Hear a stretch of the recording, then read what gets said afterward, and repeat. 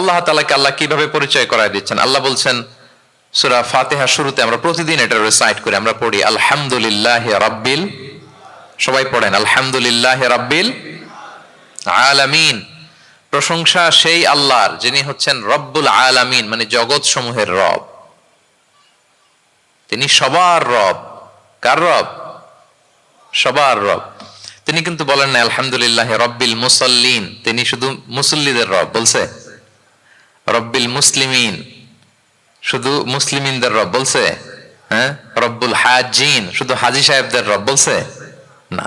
তিনি কি বলছেন? রব্বিল আলামিন। তাহলে তিনি গোটা জগতের রব, সবার রব তিনি।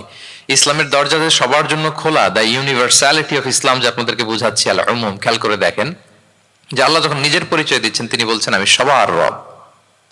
তিনি কার রব? তিনি সবার রব। আলহামদুলিল্লাহ রাব্বিল আলামিন।